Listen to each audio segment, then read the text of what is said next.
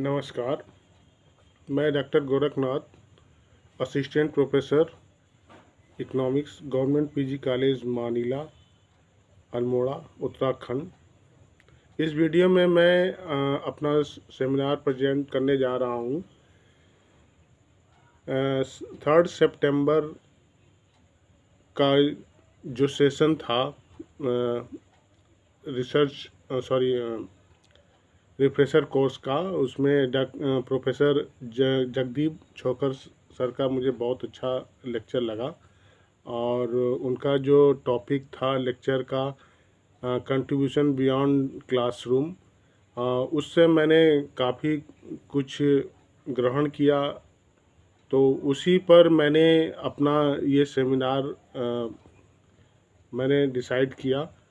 तो मेरा सेमिनार का जो टॉपिक है वो है शिक्षण और अनुसंधान से परे योगदान।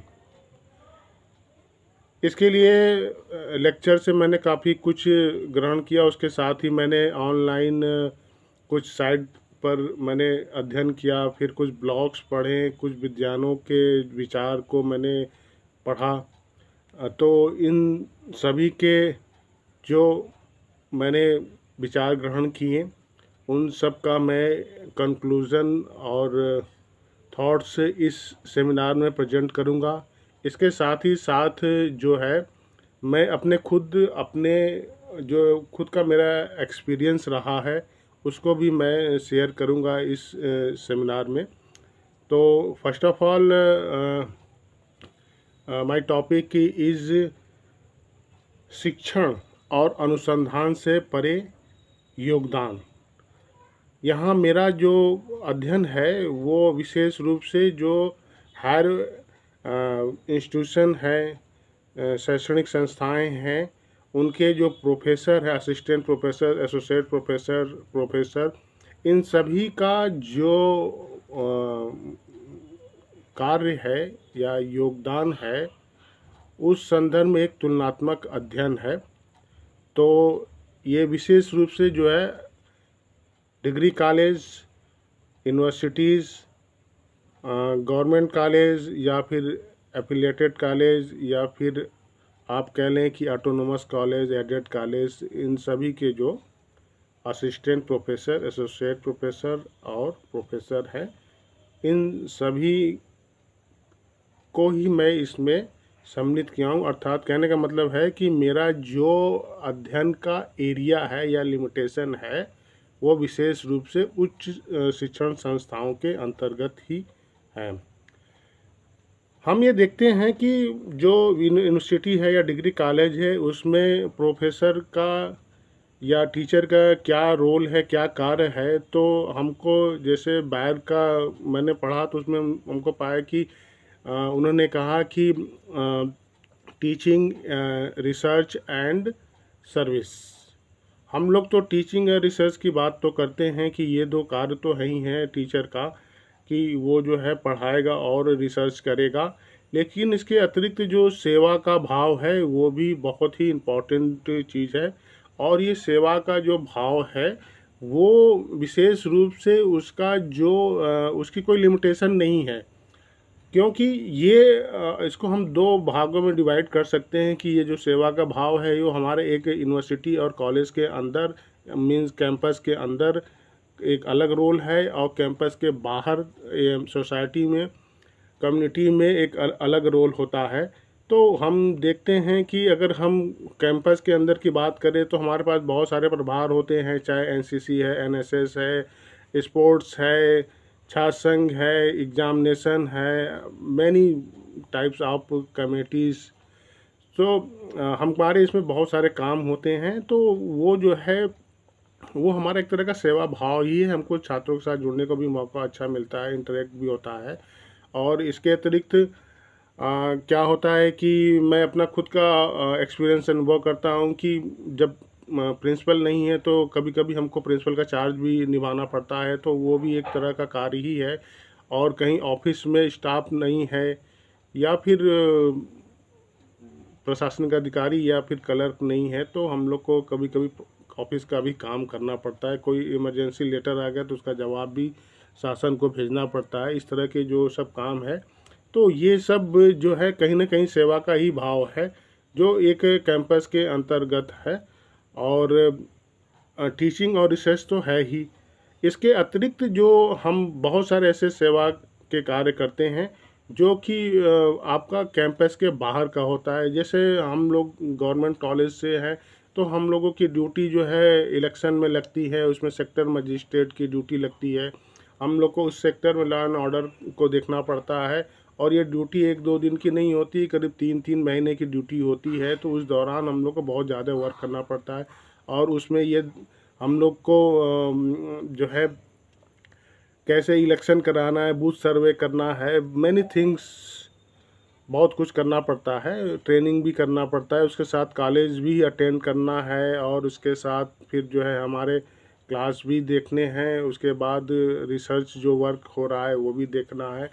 हमने इन सब चीज़ों के दौरान एक विशेष रूप से ये चीज़ पाया कि जो है ये हमारे जो कार्य हैं, टीचिंग, रिसर्च एंड जो हमारी सेवा है, सर्विस, तो इसमें मेन अगर हम इसको देखें कि अब मैं अपने एक्सपीरियंस के आधार पर बता रहा हूँ कि जो स्टार्टिंग में कोई भी नया असिस्टेंट प्रोफेसर है तो उसका मेन फोकस स्टार्टिंग में पहले क्लास ही अटेंड करना, ये सब चीज़ें होती हैं, क्योंकि उसके पास इतना एक्सपीरियंस अभी नहीं होता है कि वो रिसर्च वर्क करा सके या फिर अपने अंडर में रिसर्च स्कॉलर्स को ले सके। धीरे धीरे उसका अनुभव बढ़ता है, तो 5 साल 6 साल बाद जो है उसको जो है रिसर्च स्कॉलर मिलते हैं, वो फिर रिसर्च में भी इन्वॉल्व होता है। फिर उसके बाद उसको और भी बहुत सारे प्रभार भी जो है यूनिवर्सिटी लेवल पर, कॉलेज लेवल पर मिलते हैं, उसमें बहुत कुछ काम करना पड़ता है।